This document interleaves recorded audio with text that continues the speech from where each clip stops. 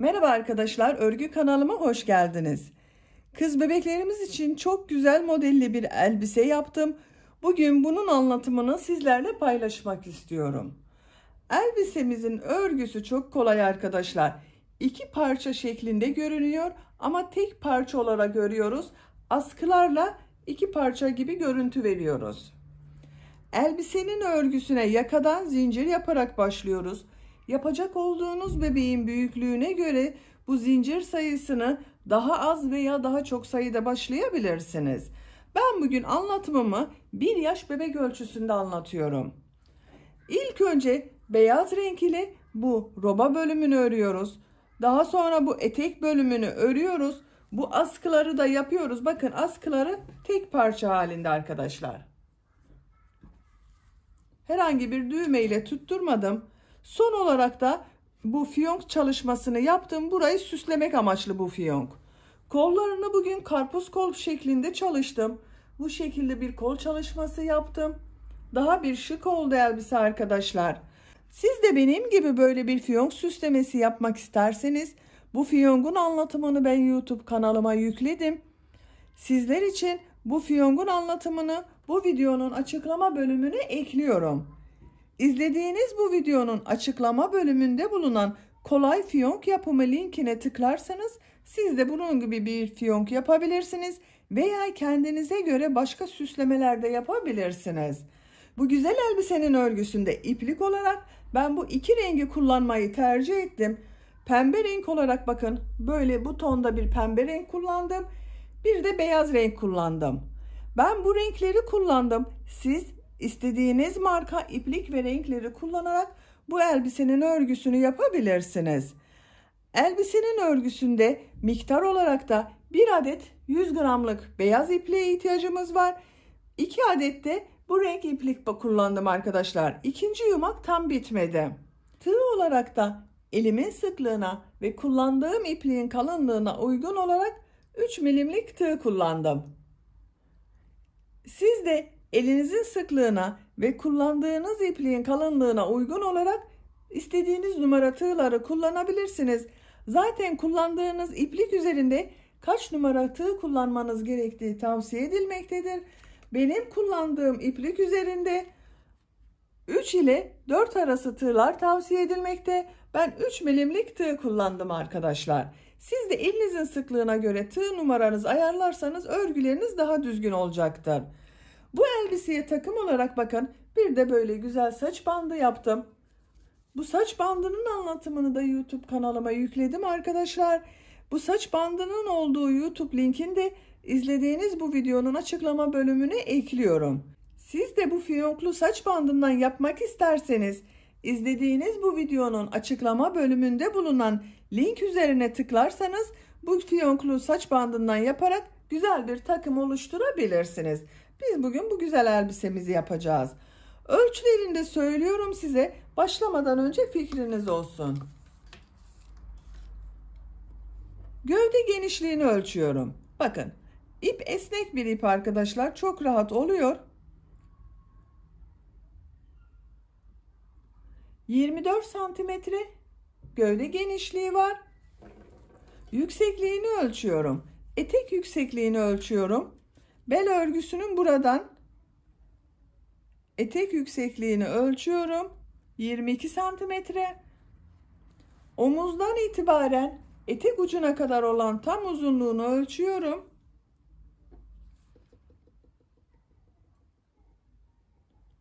38 santimetre.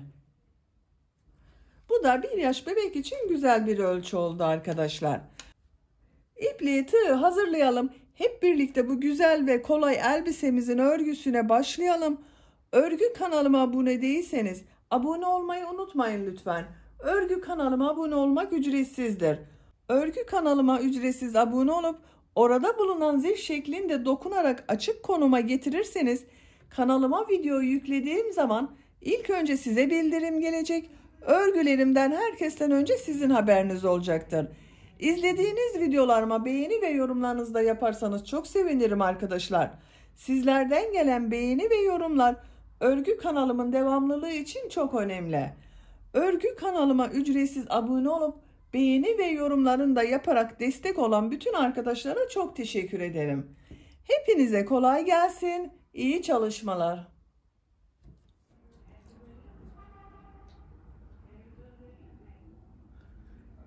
Örgüye yakadan zincir yaparak başlıyoruz. Zincir yapabilmek için ilk ilmeği ben bu şekilde yapıyorum. Size nasıl kolay geliyorsa ilk ilmeği o şekilde yapabilirsiniz. Zincirleri yapmaya başlıyorum.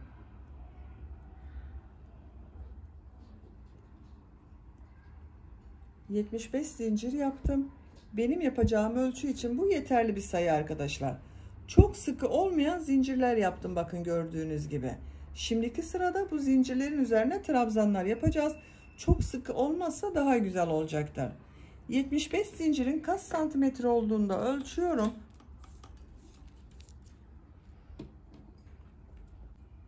Sıfır noktasına başlangıcı tutuyorum. Zinciri çektirmeden ölçüyorum. 32 santimetre zincir uzunluğu var, bakın. Benim elimin sıklığına göre 75 zincir 32 santimetre geldi. Sizin elinizin sıklığına göre bu sayı daha az veya daha çok olabilir. Bu ilk sırada bölümleri ayıracağız. Ön bölümünü, kol bölümlerini ve arka bölümleri işaretleyeceğiz arkadaşlar. İpliği tığın üzerine alıyorum. 1, 2, 3 ilmek atlıyorum. 4. ilmek içerisine trabzan yapıyorum. 10 trabzan yapacağız. Bu 3 ilmek atladığımda bir trabzan, bakın 1, 2, 3, 4, 5, 6, 7,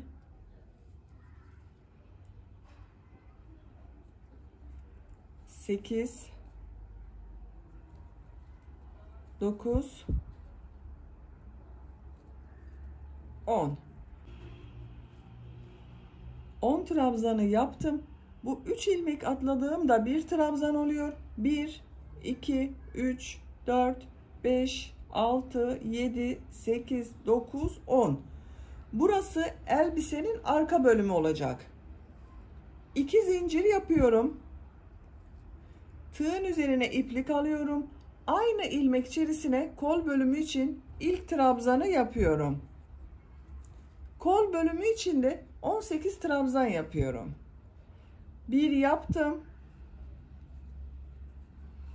2, 3, 4, 5, 6, 7, 8, 9, 10, 11, 12, 13, 14, 15, 16, 17, 18. Kol bölümü için buraya 18 trabzanı yaptım. 2 zincir yapıyorum.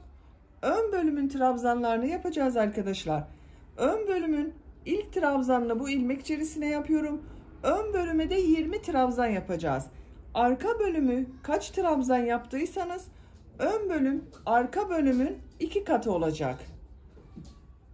Aynı ilmek içerisine ön bölüm için ilk trabzanı yapıyorum. 20 tane trabzan yapıyorum buraya zincirler üzerine.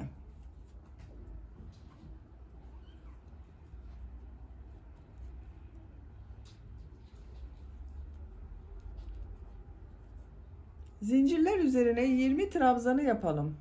Elbisenin ön bölümü için buraya 20 trabzanı yaptım. 2 zincir yapıyorum.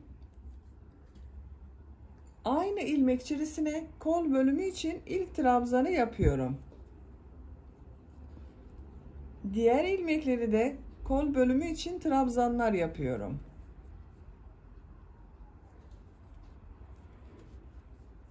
Zincirler üzerine birer defa trabzan yapıyorum.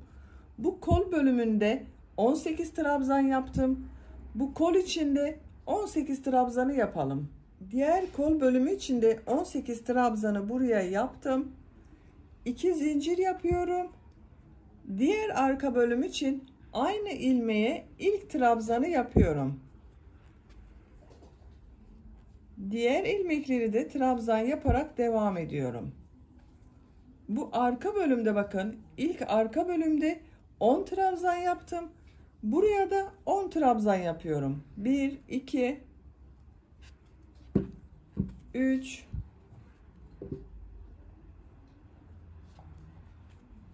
4 5 6 7 8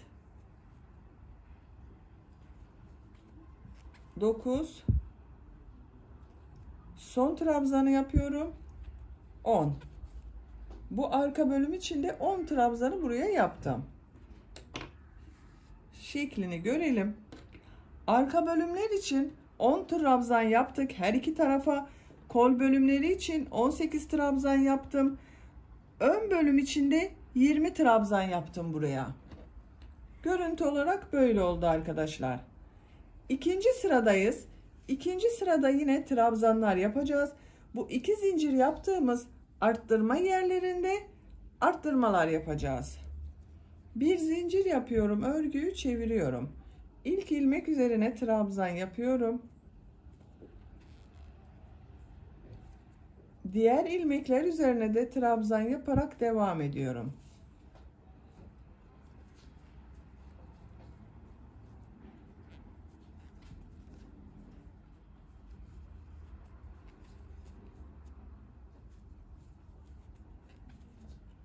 Arttırma yapacağımız bakın 2 zincir yaptığım yere geldim. Buraya bir trabzan, 2 zincir, bir trabzan yapıyorum.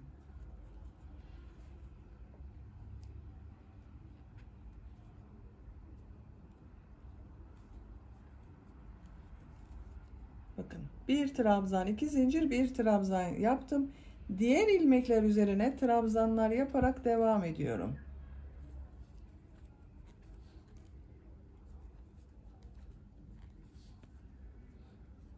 Görüntüsü böyle arkadaşlar. Bu arttırma yapacağımız yere kadar devam edelim. Kol bölümünde bulunan ilmekler üzerine trabzanları yaparak arttırma yapacağım 2 zincire geldim. 2 zincirin üzerine bir trabzan, 2 zincir, bir trabzan yapıyorum.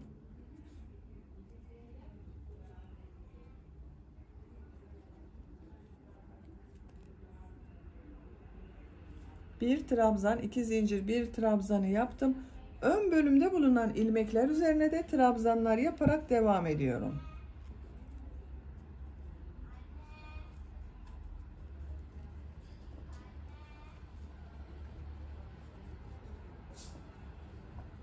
Arttırma yapacağımız buraya kadar devam edelim. Arttırma yapacağımız yere kadar trabzanları yaptım. Görüntü olarak böyle arkadaşlar. Bu arttırma yerine de bir trabzan, 2 zincir, bir trabzan yapıyorum.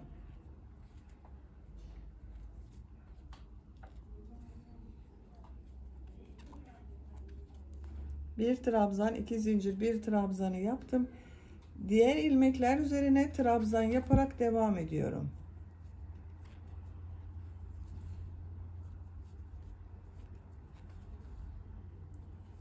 Arttırma yapacağımız buraya kadar devam edelim. Arttırma yapacağım 2 zincirli yere kadar trabzanları yaptım. Bu arttırma yerine de bir trabzan, 2 zincir, bir trabzan yapıyorum.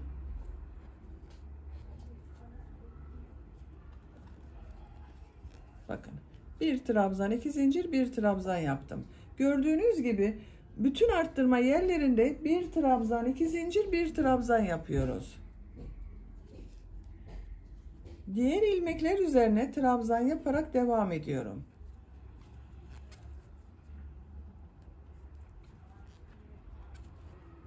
Bakın sıra sonunda 3 ilmek atlayarak yaptığım bir trabzan vardı. Bunu son zincirin üzerine tığ takıyorum. Buradan trabzan yapıyorum. Burada da 11 trabzan oldu bakın. 2, 4, 6, 8, 10, 11. Bir alt sırada 10 trabzan vardı. Arttırma yaptık, 11 oldu. Robanın şeklini görelim. Bakın ikinci sırayı da tamamladık. 4 yerde arttırmalar yaptık. Arttırmaları bir trabzan, 2 zincir, bir trabzan şeklinde yaptık buralarda. Üçüncü sıradayız. Üçüncü sırada yine trabzan sırası yapacağız. Arttırma yerlerinde de bir trabzan, 2 zincir, bir trabzan yapacağız. Bir zincir yapıyorum, örgüyü çeviriyorum. İlk ilmek üzerine trabzan yapıyorum. Diğer ilmekler üzerine de trabzan yaparak devam ediyorum. Arttırma yapacağımız buraya kadar devam edelim. Arttırma yapacağımız 2 zincire kadar trabzanları yaptım. Bu zincir üzerine bir trabzan, 2 zincir, bir trabzan yapıyorum.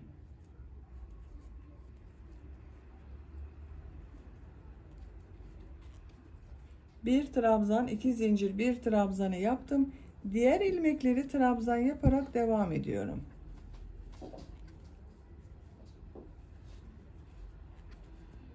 Bakın. Arttırma yerlerinde bir trabzan, 2 zincir, bir trabzan yapıyoruz. Trabzanlar yaparak devam edelim. Bu arttırma yerinde, bu arttırma yerinde, bu arttırma yerinde de bir trabzan, 2 zincir, bir trabzan yaparak sıra sonuna kadar tamamlayalım. Sıra sonuna kadar tamamladım arkadaşlar. Bakın bu arttırma yerlerinde de bir trabzan, 2 zincir, bir trabzan yaptım. Diğer ilmeklere birer defa trabzan yaptım. Üçüncü sırayı tamamladık. Bakın görüntü olarak böyle. Şöyle katlıyorum. Elbisenin ön bölümü burası oluyor.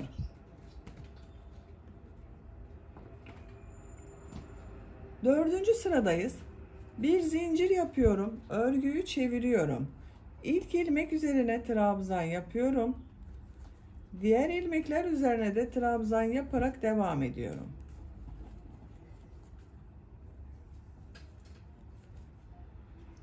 Buraya kadar devam edelim. Trabzanları yaparak arttırma yapacağım yere kadar tamamladım.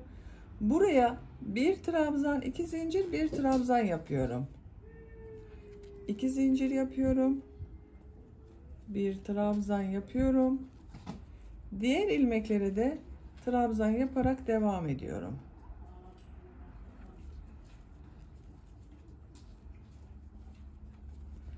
Bakın bütün arttırma yerlerinde bir trabzan, 2 zincir, bir trabzan yapıyoruz.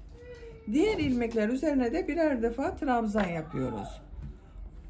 Robanın örgüsü bu 4 noktadan düzenli arttırmalar yaparak devam edecek. Yapacak olduğunuz bebeğinizin büyüklüğüne göre bu 4 noktadan bir trabzan, 2 zincir, bir trabzan şeklinde arttırmalar yapalım. Diğer ilmekleri de birer defa trabzan yapalım. Tamamlayarak gelelim arkadaşlar. Robanın örgüsünü arttırmalar yaparak 9 sıra olarak tamamladım. Sayıyorum. 1, 2, 3, 4, 5, 6, 7, 8, 9. Görüntü olarak da böyle oldu arkadaşlar.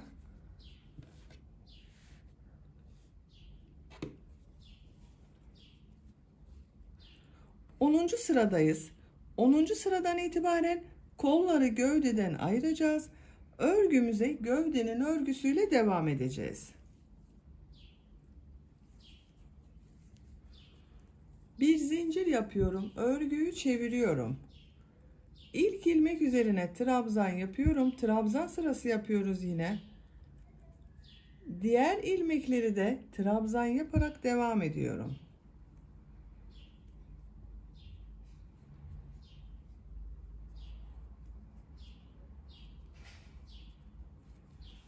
Arttırma yapacağımız buraya kadar devam edelim. Arttırma yapacağımız yere kadar trabzanlar yaparak tamamladım. Arttırma yerine bu sırada 2 trabzan yapıyorum.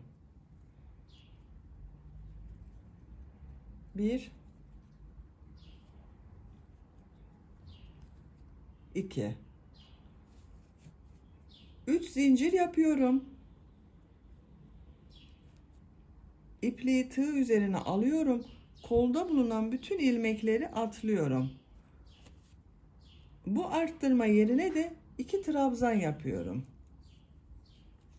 Bu 3 zinciri çok sıkı yapmayalım. Bir sonraki sırada bu zincirler üzerine trabzan yapacağız. Kol altını buraya yaptık bakın arkadaşlar. Arttırma yerine 2 trabzanı yaptım. Diğer ilmeklere de trabzan yaparak devam ediyorum. Bu arttırma yerine kadar devam edelim. Trabzanlar yaparak diğer arttırma yapacağımız yere kadar tamamladım. Görüntü olarak böyle görünüyor. Bu arttırma yerine de 2 trabzan yapıyorum.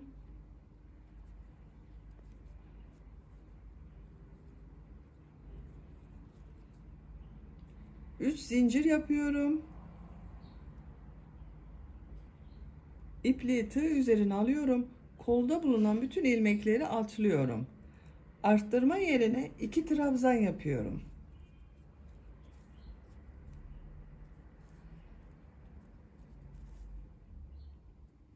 Diğer ilmekleri de trabzan yaparak devam ediyorum. Sıra sonuna kadar devam edelim. Sıra sonuna kadar trabzanları tamamladım. Görüntü olarak böyle oldu arkadaşlar. 10. sırada kolları gövdeden ayırdık. Bakın kol altında da bu şekilde bir görüntü elde ettik. 3'er zincir yaptık kol altında.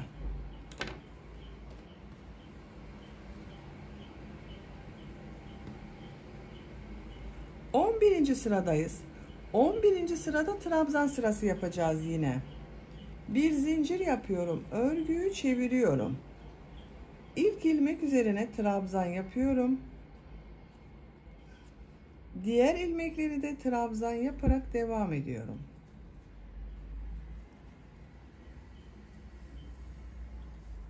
Kol altını yapacağımız bu 3 zincire kadar devam edelim. Trabzanlar yaparak kol altında yaptığım 3 zincire geldim.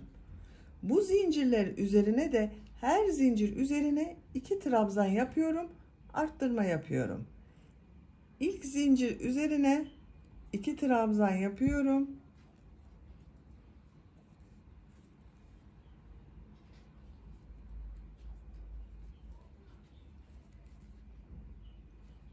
İkinci zincir üzerine 2 trabzan yapıyorum.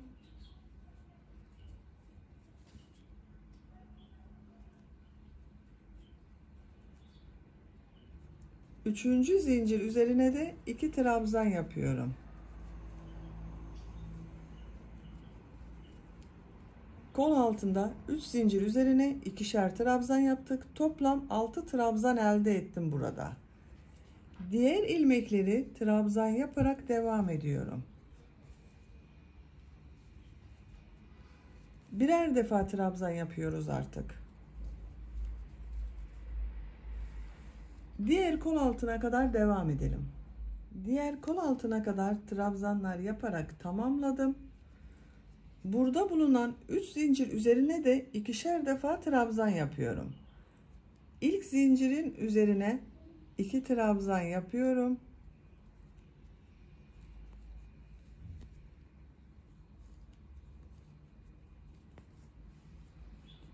İkinci zincir üzerine 2 trabzan yapıyorum.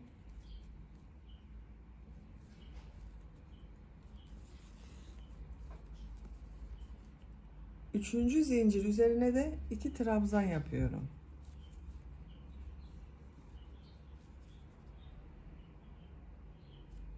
Diğer ilmekleri birer defa trabzan yaparak devam ediyorum.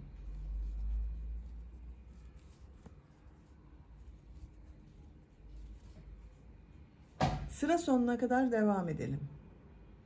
Sıra sonuna kadar trabzanları tamamladım. Kol altlarının görüntüsü de bakın bu şekilde oldu arkadaşlar.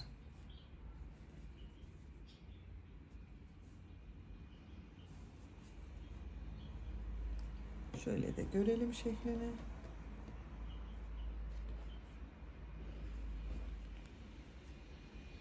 On ikinci sıradayız. 12. sırada her ilmek üzerine birer defa trabzan yaparak trabzan sırası yapacağız. Bir zincir yapıyorum, örgüyü çeviriyorum. İlk ilmek üzerine trabzan yapıyorum. Diğer ilmekleri de trabzan yaparak devam ediyorum.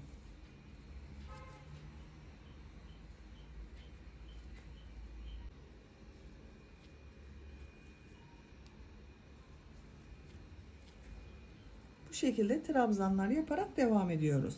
Her ilmeğe birer defa trabzan yaparak sıra sonuna kadar devam edelim. Sıra sonunda bir zincir yapalım, geriye dönelim. Bu şekilde trabzan sıraları yapacağız arkadaşlar. Yapacak olduğunuz bebeğin büyüklüğüne göre birkaç sıra trabzan sırası yaparak tamamlayalım. Kol altından sonra 1, 2, 3, 4, 5 sıra trabzan olarak tamamladım. Görüntü olarak bakın bu şekilde oldu.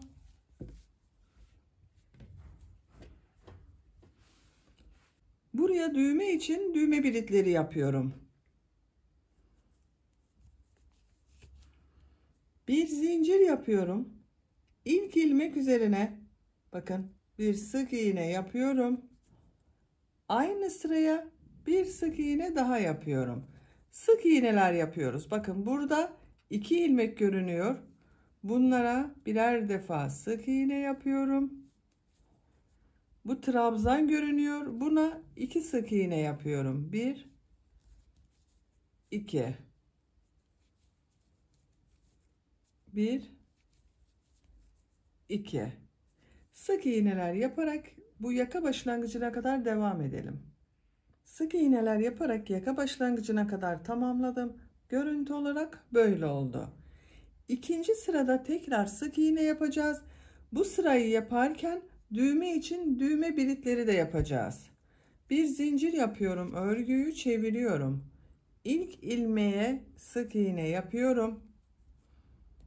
Düğme iliği için 2 zincir yapıyorum. 2 ilmek atlıyorum. 3. ilmeğe sık iğne yapıyorum. Diğer düğme deliğini yapacağım yere kadar 8 sık iğne yapıyorum. 1, 2, 3, 4, 5, 6, 7, 8. 8 sık iğneyi yaptım. 2 zincir yapıyorum. 2 ilmek atlıyorum. 3. ilmeğe sık iğne yapıyorum. Diğer düğme deliğine kadar 8 sık iğne yapıyorum. 1, 2, 3, 4, 5, 6, 7, 8. Buraya 3. düğme bilitini yapıyorum. 2 zincir yapıyorum. 2 ilmek atlıyorum. Sık iğneler yaparak devam ediyorum.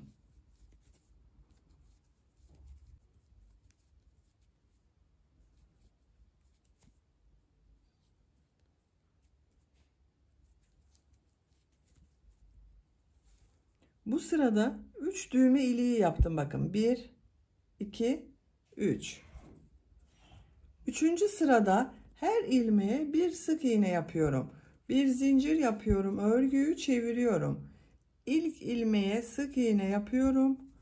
Diğer ilmekleri de sık iğne yaparak devam ediyorum.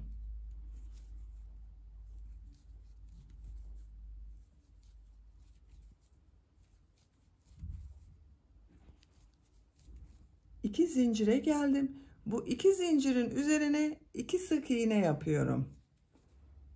1, 2. Diğer ilmekleri birer defa sık iğne yaparak devam ediyorum.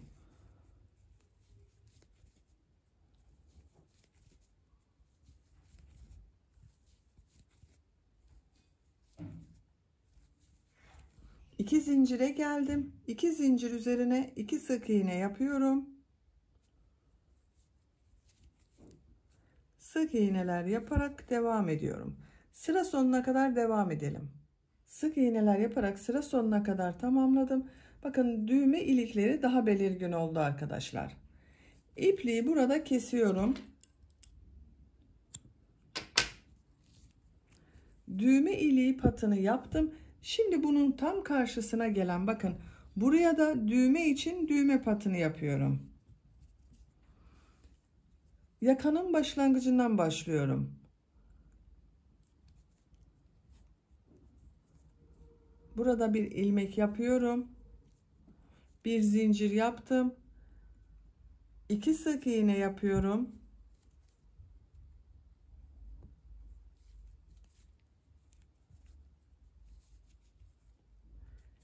Diğer sıraya da 2 sık iğne yapıyorum. Sık iğneler yaparak sıra sonuna kadar devam edelim. Sıra sonuna kadar bir sıra sık iğne yaptım. Bir zincir yapıyorum. Örgüyü çeviriyorum. İlk ilmeğe sık iğne yapıyorum. Sık iğne sırası yapıyoruz. Sıra sonuna kadar sık iğneler yapıyoruz. Sıra sonuna gidince bir zincir yapıp geriye dönelim. Toplam 3 sıra sık iğne yapalım. Düğme patı için 3 sıra sık iğneyi yaptım. Görüntü olarak böyle arkadaşlar. Beyaz ipliği kesiyorum.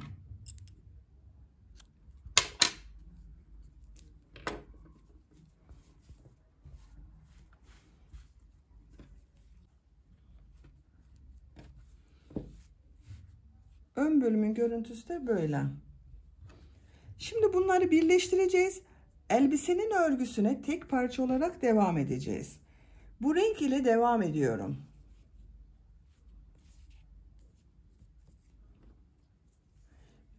Düğme biliti yaptım. Bakın bu pat üstte kalacak. Bu düğme dikecek olduğum pat altta kalacak şekilde birleştiriyorum. Bu bakın 1, 2, 3. Üçüncü ilmeğe tığ taktım. Altta kalacak olan bu patında ilk ilmeğe tığ takıyorum. Bu renk iplik ile bakın şöyle bir zincir yaptım, sağlamlaştırdım. Bir zincir yapıyorum. Bu ilmek içerisine trabzan yapıyorum. Trabzan sırası yapacağız. Pembe renk iplik ile yapıyorum. İkinci ilmeğe tığ takıyorum. Karşıdan da ikinci ilmek içerisine tığ taktım. Trabzan yapıyorum. Birleştiriyorum, bakın iki patı birleştiriyoruz. Üçüncü ilmeğe tığ takıyorum. Karşıdan da üçüncü ilmeğe tığ takıyorum. Uçta bulunan ilmek üzerine tığ takıyorum. Karşıdan da tığ taktım. Trabzan yaptım. Bakın. İki parçayı birleştirdik. Diğer ilmekler üzerine birer defa trabzan yaparak devam ediyorum. Her ilmek içine bir trabzan yapıyorum.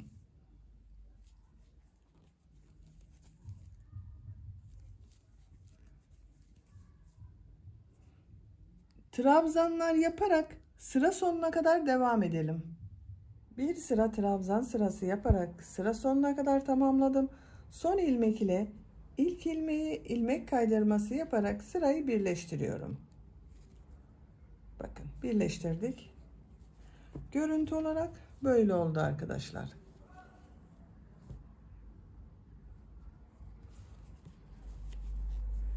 İki zincir yapıyorum. İkinci sıradayız. Pembe renk ile ikinci sıradayız. Bu ilk gördüğüm trabzanı bakın tığı boşluğa takıyorum. İlmek alıyorum. Trabzan yapıyorum. Bu sırada bu yaptığım trabzanları boşluktan alarak trabzan yapacağız. Bir düz bir ters boşluklardan alarak trabzan yapacağız. İkinci trabzanı ters taraftan boşluktan alıyorum. Trabzan yapıyorum. Üçüncü trabzanı düz taraftan boşluktan alıyorum. Trabzan yapıyorum. Bir düz bir ters boşluklardan alarak trabzan yapıyoruz.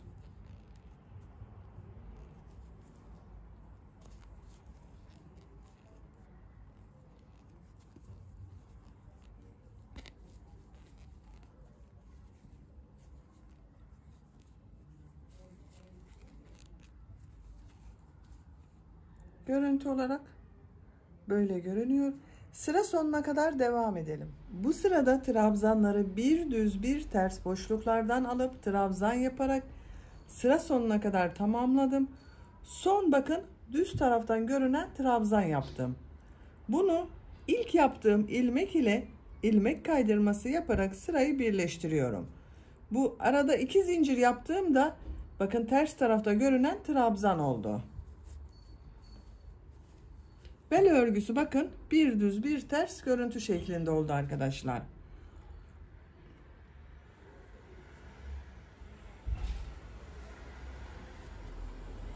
İki zincir yapıyorum.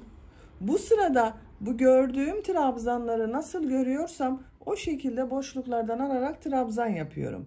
İlk gördüğüm bakın düz tarafta görünüyor. Düz taraftan boşluktan alıp trabzan yapıyorum. Ters tarafta görünüyor.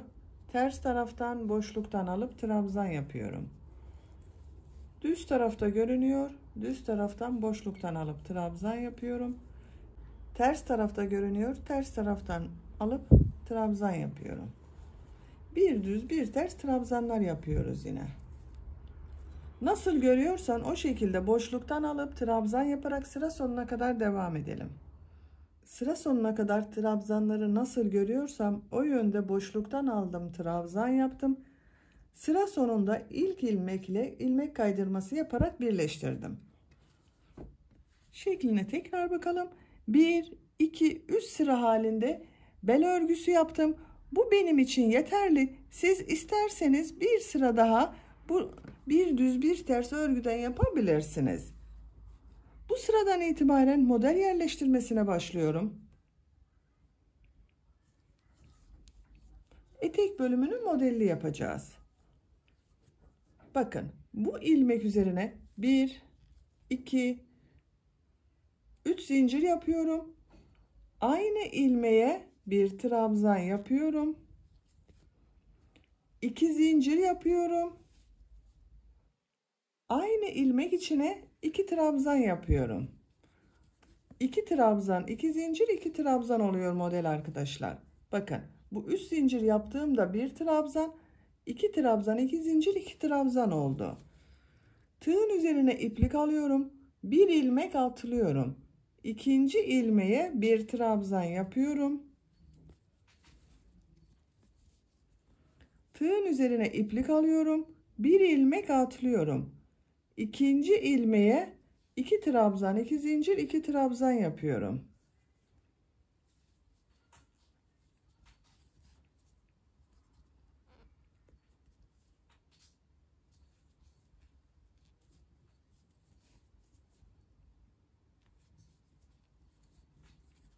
İki trabzan, 2 zincir, 2 trabzan oldu. Bir ilmek atlıyorum. İkinci ilmeğe bir trabzan yapıyorum. Bir ilmek atlıyorum. İkinci ilmeğe 2 trabzan, 2 zincir, 2 trabzan yapıyorum.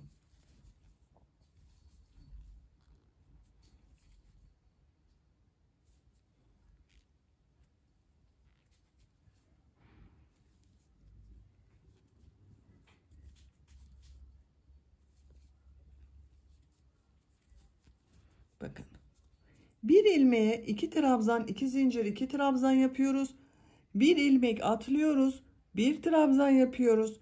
Bir ilmek atlıyoruz. 2 trabzan, 2 zincir, 2 trabzan yapıyoruz. Bir ilmek atlıyoruz. Bir trabzan yapıyoruz. Bu Bu şekilde sıra sonuna kadar devam edelim. Modelleri yaparak sıra sonuna kadar tamamladım. Son olarak da bir trabzan yaptım arkadaşlar. Bu bir trabzan ile sıra başında yaptığım modeli ilmek kaydırması yaparak birleştiriyorum. 3 zincir yapmıştım. Bu 3. zincir üzerine tığ takıyorum. İlmek alıp çekiyorum. İlmek kaydırması yaptım. Bakın bu bir trabzanda 2 model ortasında bulunan trabzan oldu. Model yerleştirmesini yaptık böylece.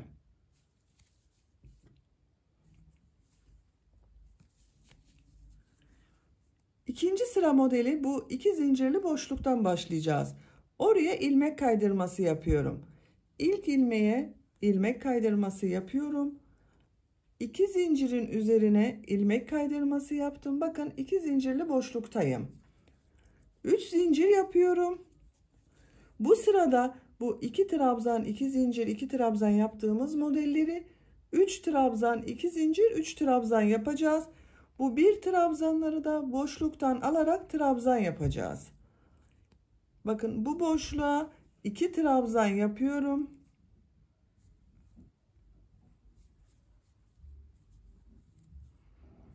Bu 3 zincirde bir trabzan 1 2 3 trabzan oldu. 2 zincir yapıyorum. Aynı boşluğa 3 trabzan yapıyorum. 1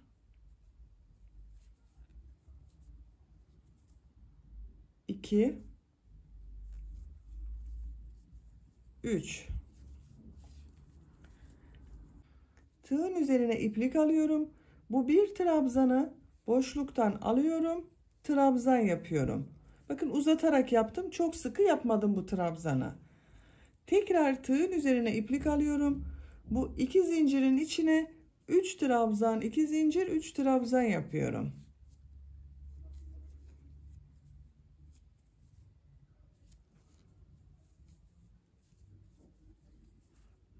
Üç trabzanı yaptım. 2 zincir, 3 trabzan.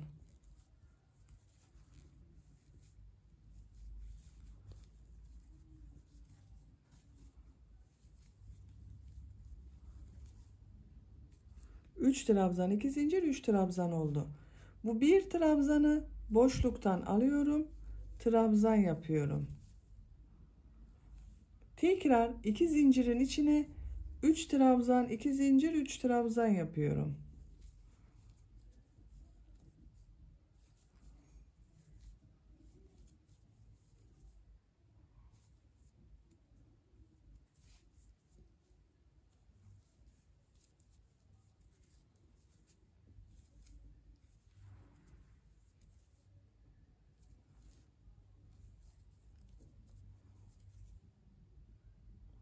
Üç trabzan, 2 zincir, 3 trabzan yaptım.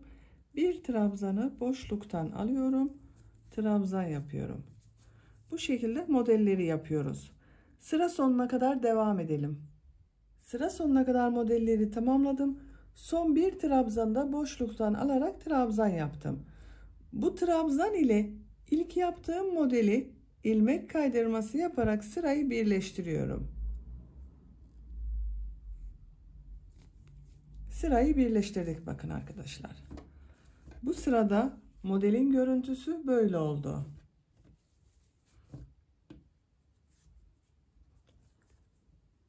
Diğer sırada modelin yerleştirmesine bu 2 zincirli boşluktan başlayacağız. Oraya kadar ilmek kaydırması yapıyorum. Her ilmekten ilmek kaydırması yaparak devam ediyorum bakın.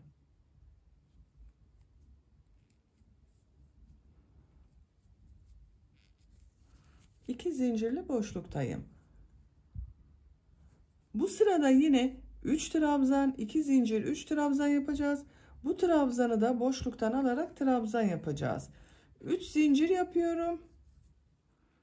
2 trabzan yapıyorum.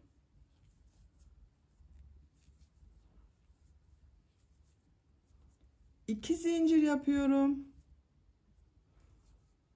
Buraya 3 trabzan yapıyorum.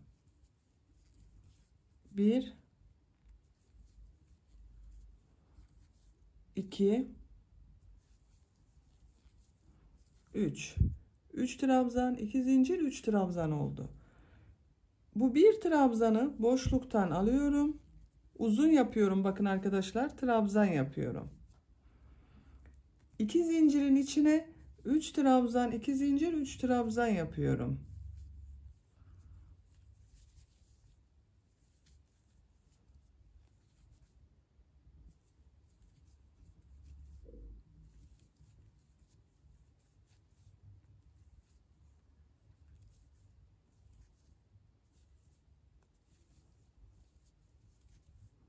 Üç trabzan, 2 zincir, 3 trabzanı yaptım. Bu trabzanı boşluktan alıyorum. Uzatarak trabzan yapıyorum. Diğer model ortasına da 3 trabzan, 2 zincir, 3 trabzan yapıyorum. Bakın. Etek modeli bu şekilde devam edelim arkadaşlar. Sıraları tekrarlayarak eteğin örgüsüne devam edelim. Elbisenin etek bölümünü, model sırasını 15 sıra olarak tamamladım. Sayıyorum. Modeli başladığım sıradan sayıyorum arkadaşlar. 1, 2, 3, 4, 5, 6, 7, 8, 9, 10, 11, 12, 13, 14, 15. 15 sıranın sonunda benim yapacağım ölçü için yüksekliği tamamladım. Siz isterseniz 1-2 sıra daha devam edebilirsiniz. Görüntüsü böyle oldu bakın. Elbisenin etek örgüsünün görüntüsü böyle arkadaşlar.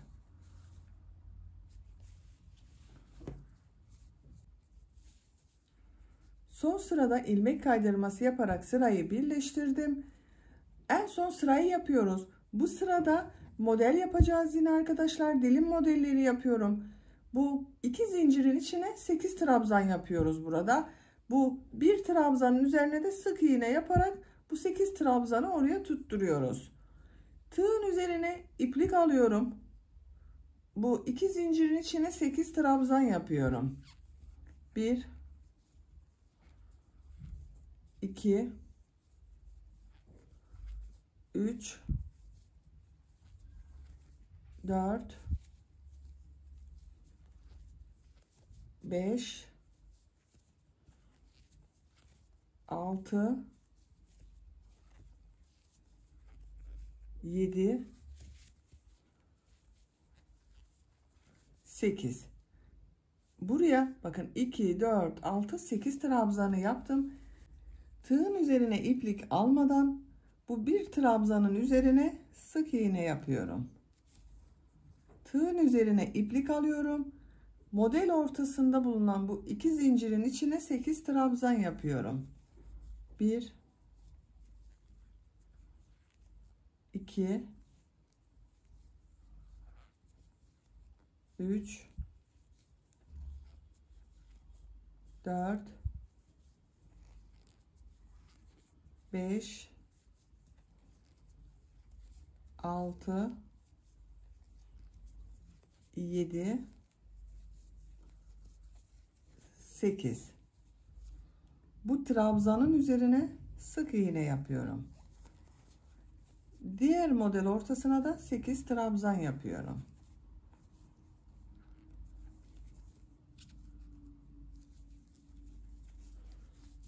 Bu şekilde bakın modeller yapıyoruz. Sıra sonuna kadar devam edelim. Modelleri yaparak sıra sonuna kadar tamamladım.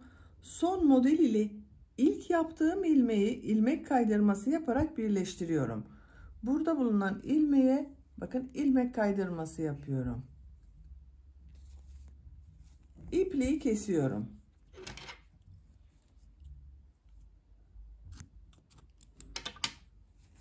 Etek örgüsünde böylece tamamladık arkadaşlar. Bakın, birleşim yaptığımız yerde hiç belli olmuyor zaten. Şöyle görelim. Bakın uç bölümü çok güzel oldu.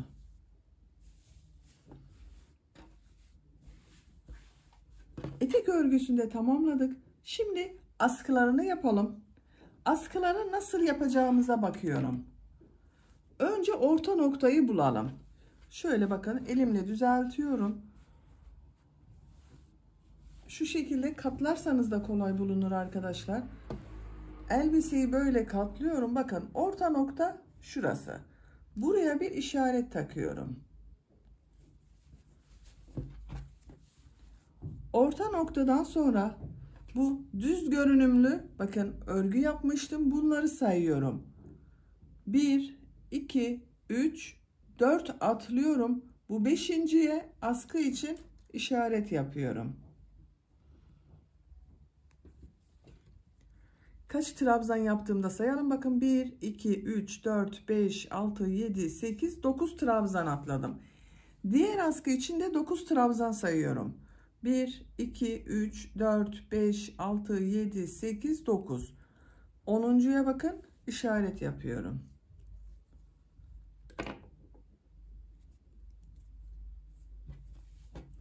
Askıların yerini belirledik. Şimdi askılarını yapıyorum.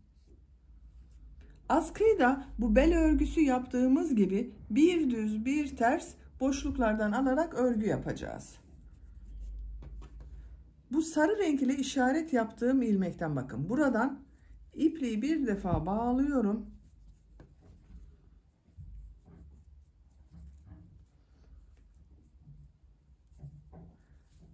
Aynı bakın ilmekten bir ilmek yapıyorum. 3 zincir yapıyorum. 1, 2, 3.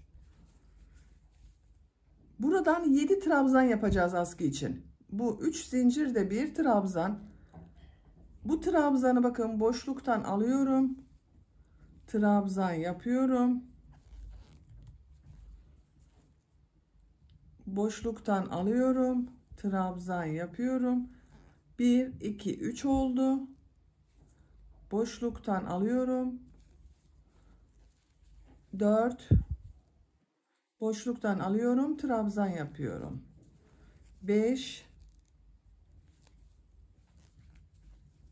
6, 7. 1, 2, 3, 4, 5, 6, 7 trabzan oldu. Askının örgüsünü 7 trabzan ile devam edeceğiz. 3 zincir yapıyorum. Bu ikinci sırada bir düz bir ters boşluklardan alarak yapacağız. Bu bel örgüsünün nasıl olduğuna bakıyorum. Bakın ikinci olan ters tarafta, bunu şu şekilde almam gerekiyor. Bunu bu şekilde yapmam gerekiyor. Örgüyü çeviriyorum. Bu ilk bakın trabzanı düz taraftan boşluktan alıyorum. Ters taraftan boşluktan alıyorum. Trabzan yapıyorum. Düz taraftan boşluktan alıyorum. Trabzan yapıyorum. Bakın görüntü burası devam ediyor arkadaşlar. Ters taraftan boşluktan alıyorum. Trabzan yapıyorum. Düz taraftan boşluktan alıyorum. Trabzan yapıyorum. Bu 3 zincir yaptığımın da boşluğa tığ takıyorum. Trabzan yapıyorum. Bu sırada yine 2, 4, 6, 7 trabzan oldu. 3 zincir yapıyorum. Örgüyü çeviriyorum. Trabzanları nasıl görüyorsam o şekilde boşluktan alarak trabzan yapıyorum. Ters tarafta görünüyor. Ters taraftan boşluktan alıyorum. Trabzan yapıyorum. Düz tarafta görünüyor. Düz taraftan. Nasıl görüyorsam o şekilde boşluklardan alarak trabzan yapıyorum.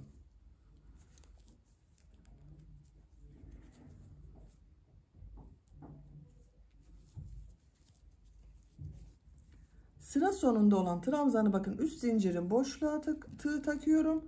Trabzan yapıyorum. 3 zincir yapıyorum. Örgüyü çeviriyorum. Gördüğüm gibi boşluklardan alarak trabzan yapıyorum. Şöyle askımızı görelim. Bakın arkadaşlar. Askının örgüsü böyle devam edecek. Diğer askıyı da başlayalım. 2 askının örgüsüne birlikte devam ederiz.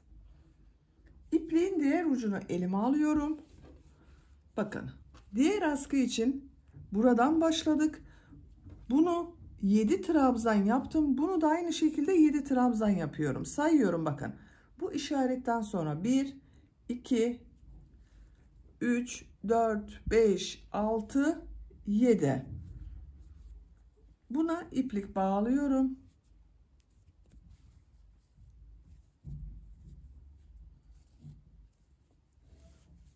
Bu trabzandan bir trabzan yapıyorum. 3 zincir yapıyorum.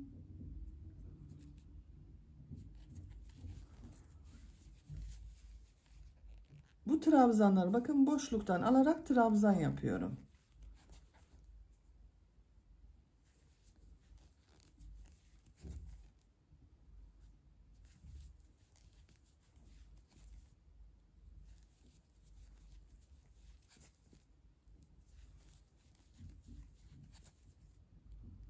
İşaret yaptığı bir yerde bulunan trabzanı da boşluktan alarak trabzan yapıyorum.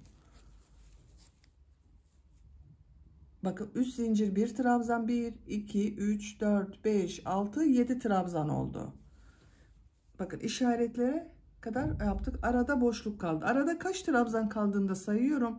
2 4 6 8 10 12 14 16 18 19 trabzan kaldı. 2 askı arasında arkadaşlar. 3 zincir yapıyorum. Örgüyü çeviriyorum.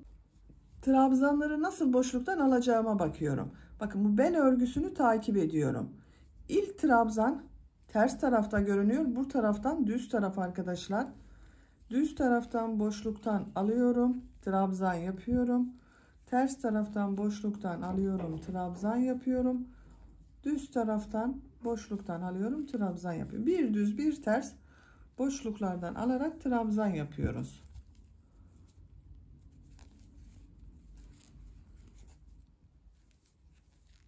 Son trabzanda bakın 3 zincirin boşluğa yapıyorum. Bu şekilde. Burada dikkat etmeniz gereken arkadaşlar, bu bel örgüsünün görüntülerinin devam etmesi. Düzlerin üzerinden düz, terslerin üzerinden ters trabzanlar yapacağız. 3 zincir yapıyorum. Örgüyü çeviriyorum. Gördüğüm gibi boşluklardan alarak trabzan yapıyorum.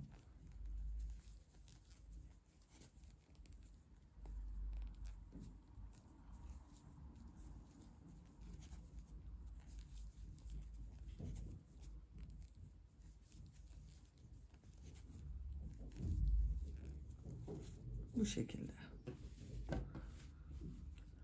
Her iki askının örgüsünü örmeye devam edelim. Bakın bu şekilde boyundan katlayacağız. Arka bölüme buraya gelene kadar askıların örgüsünü örmeye devam edelim. Burada birleştireceğiz arkadaşlar. Elbisenin her iki askı örgüsünü ben tamamladım arkadaşlar. Bakın bu şekilde oldu askı. Diğer askıyı da şu şekilde tamamladım. Bu arka bölümde birleştirdim. Sayı söylemiyorum. Askıyı kaç sıra yaptığımı söylemiyorum arkadaşlar. Bakın siz yaptığınız elbisenin buradan başladığımız bu askıyı şu şekilde tutun. Bakın bu şekilde katlıyorum. Denk gelecek şekilde. Kaç sırada denk geliyorsa o sıra sayısınca bu askının örgüsünü yapacaksınız. Benim yaptığım ölçü için bu yeterli oldu. Bunu arka bölümde birleştiriyoruz. Ben bunu birleştirdim. Bakın bunu da aynı şekilde birleştiriyorum.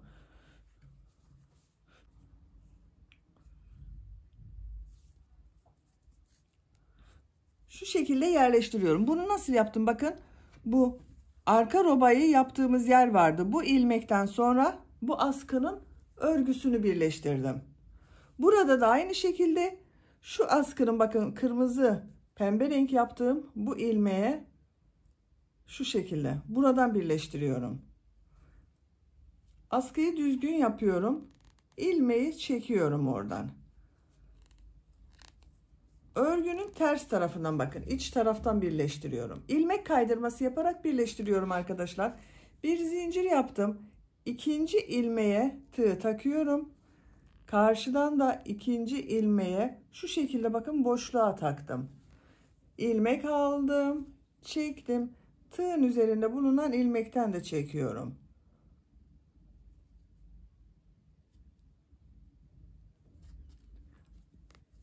Üçüncü ilmeğe tığ taktım. Karşıdan da bu trabzan bakın boşluğa tığ taktım.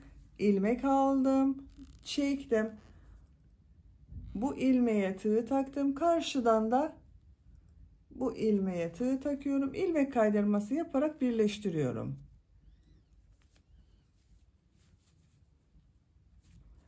Her ilmeğe bir trabzan alıyoruz karşıdan.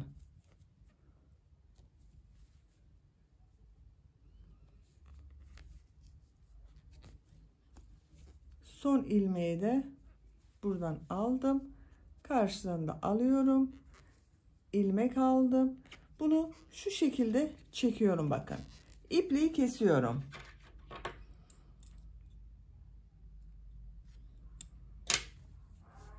Askının örgüsünü bakın buraya birleştirdim. Etek bölümüyle birleştirdim arkadaşlar.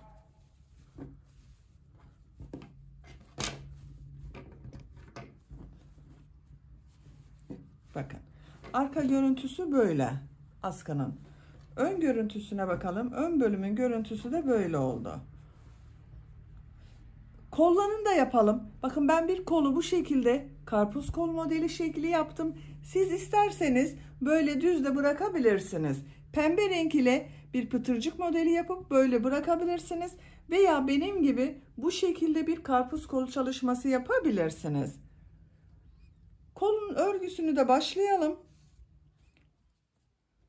Kol altından başlıyorum. Kol altında bulunan bu ilmekten beyaz renk iplik ile bir ilmek yapıyorum. Bir zincir yaptım, sağlamlaştırdım. 3 zincir yapıyorum. Bu ilmeğe 2 trabzan, 2 zincir, 2 trabzan yapacağız. Bu 3 zincirde bir trabzan. Bir trabzan yapıyorum. 2 zincir.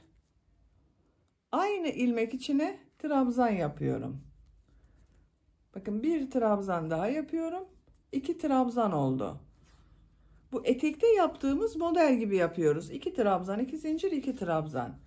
Tığın üzerine iplik alıyorum. Bakın burada bulunan bir ilmeği atlıyorum. Burada bulunan ilmek içine 2 trabzan, 2 zincir, 2 trabzan yapıyorum.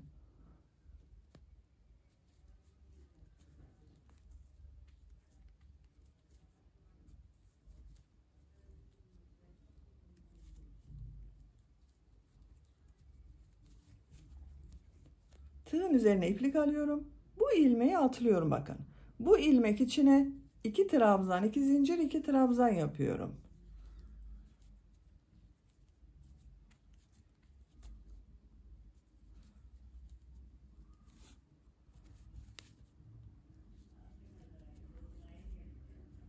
Tığın üzerine iplik alıyorum. 2 ilmek atlıyorum.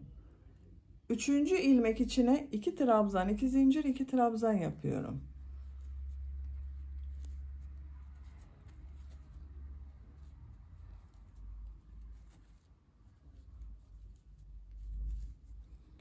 Bir ilmek atlıyorum.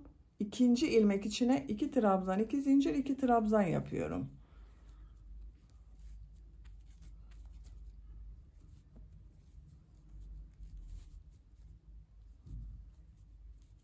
Bakın arkadaşlar, arada atladığımız ilmekleri bir aralıkta 1-2 ilmek atlıyorum. Diğer iki model ortasında da bir ilmek atlıyorum. Bir tek ilmek atlıyoruz, bir iki ilmek atlıyoruz. Hepsinde aynı sayıda ilmek atlarsak bu görüntüyü elde edemiyoruz arkadaşlar. Onun için bir model arasında tek ilmek atlıyorum, bir model arasında iki ilmek atlıyorum. Bu şekilde modelleri yaparak başladığımız yere kadar devam edelim. Modelleri yaparak bakın başladığım yere kadar tamamladım. En son model ile ilk yaptığım modeli burada bakın 3 zincir yaparak bir trabzan yapmıştım. 3.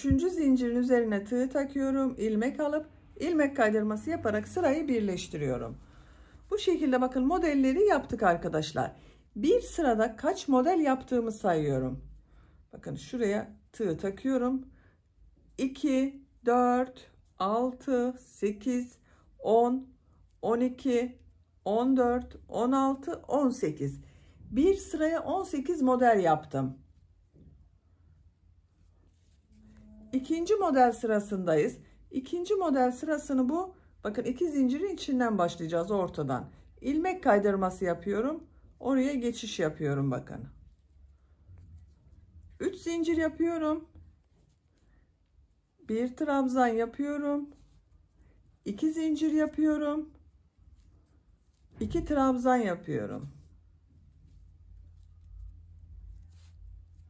Tığın üzerine iplik alıyorum. Diğer model ortasına da 2 trabzan, 2 zincir, 2 trabzan yapıyorum.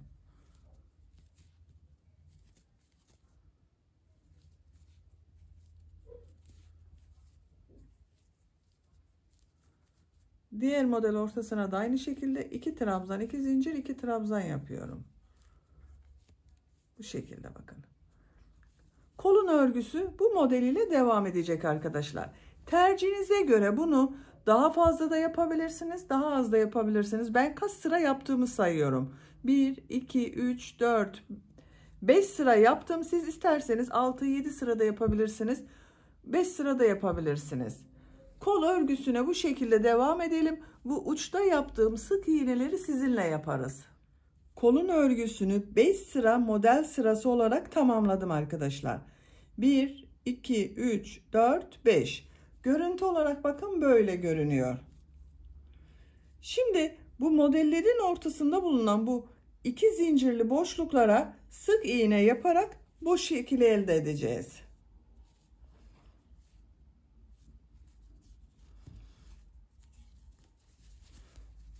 Son sırada bakın 5. sıranın sonunda ilmek kaydırması yaparak sırayı birleştirdim. Bu 2 zincirli boşluğa ilmek kaydırması yaparak geçiş yapıyorum. 2 zincirli boşluktayım. Bir zincir yapıyorum. Bu 2 zincirin içine 2 sık iğne yapıyorum. 1 2. Bu ilmekleri atlıyorum. Bu 2 zincirin içine de bakın model ortasında bulunan 2 zincirin içine de 2 sık iğne yapıyorum.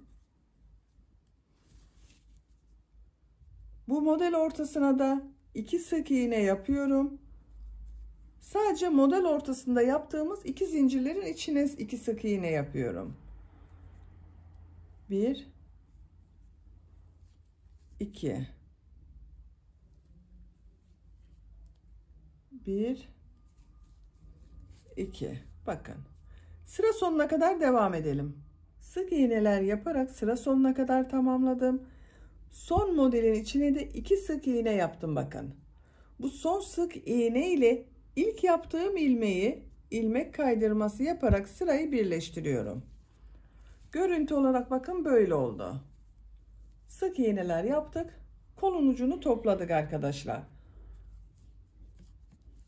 Bir zincir yapıyorum. Bir sıra sık iğne yapıyoruz yine. İlk ilmek içine bir sık iğne yapıyorum. Diğer ilmekleri de sık iğne yaparak devam ediyorum.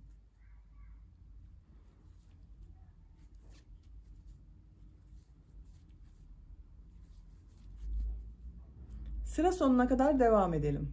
Sıra sonuna kadar bakın bir sıra sık iğne daha yaptım. Son ilmek ile ilk ilmeği ilmek kaydırması yaparak birleştiriyorum. İpliği kesiyorum.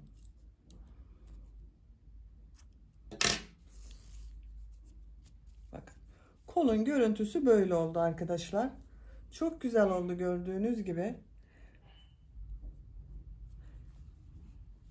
Ben 2 sıra sık iğne yaptım arkadaşlar. Siz tercihinize göre 3 sırada yapabilirsiniz, 4 sırada yapabilirsiniz bu sık iğneleri.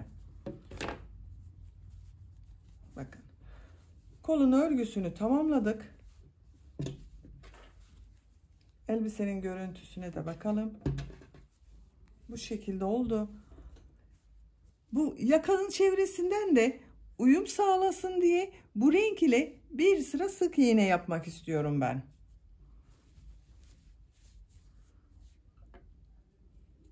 Buradan bakın yakanın başlangıcından bu renk ile bir ilmek yapıyorum.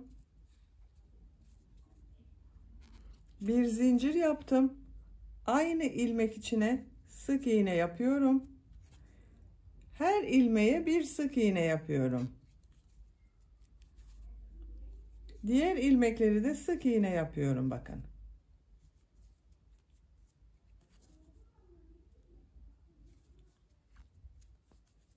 Şu şekilde. Sık iğneler yaparak yakanın diğer ucuna kadar devam edelim. Boyun çevresinde bir sıra bakın sık iğneyi yaptım. Sıra sonunda ipliği kestim arkadaşlar. İpliği de İğne yardımıyla içeriye çektim, bakın görünmüyor. Düğmelerini de diktim ben. Bu arka robanın olduğu, bakın buraya 3 düğme biriti yapmıştım.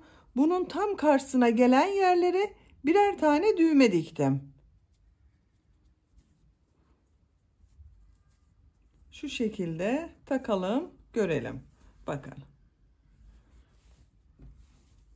Böylece elbisemizin örgüsünü tamamen bitirmiş olduk. Görüntüsüne bakalım. Bakın yakayı böyle kendi rengiyle de yaptığımız için daha güzel oldu. Tam takım oldu arkadaşlar. İki parça gibi görünüyor ama tek parça şeklinde ördük gördüğünüz gibi. Arkanın görüntüsü de bu şekilde.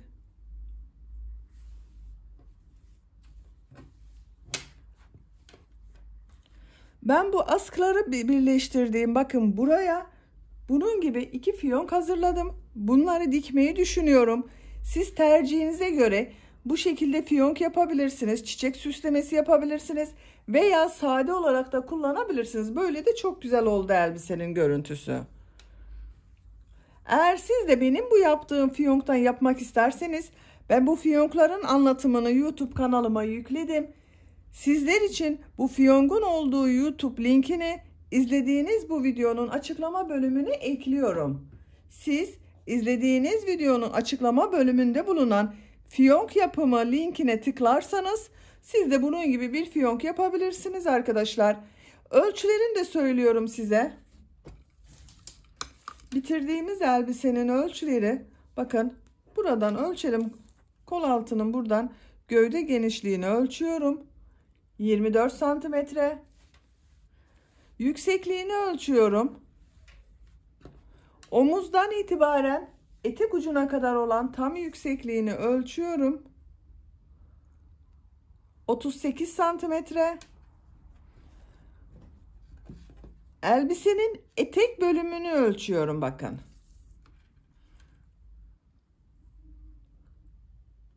22 santimetre. Bu da 1 yaş bebek için güzel bir ölçü oldu. Çok şirin ve çok güzel oldu gördüğünüz gibi elbisemiz arkadaşlar. Böylece bir örgü anlatımının da sonuna gelmiş olduk. Beni dinlediğiniz ve izlediğiniz için hepinize çok teşekkür ederim. Örgü kanalıma abone değilseniz abone olmayı unutmayın lütfen. Örgü kanalıma abone olmak ücretsiz. Örgü kanalıma ücretsiz abone olup orada bulunan zil şeklinde dokunarak açık konuma getirirseniz kanalıma video yüklediğim zaman ilk önce size bildirim gelecek. Örgülerimden herkesten önce sizin haberiniz olacaktır. İzlediğiniz videolarıma beğeni ve yorumlarınızı da yaparsanız çok sevinirim arkadaşlar. Örgü kanalımın devamlılığı için sizlerden gelen beğeni ve yorumlar çok önemli. Örgü kanalıma ücretsiz abone olup beğeni ve yorumlarıyla da destek olan bütün arkadaşlara çok teşekkür ederim. Aklınıza takılan sorular olursa da yorumlar bölümünden sorabilirsiniz. Mümkün olduğunca bütün sorulara cevap vermeye çalışıyorum. Sizlerle yeni örgülerde görüşmek dileğiyle. Hoşça kalın, sevgiyle kalın.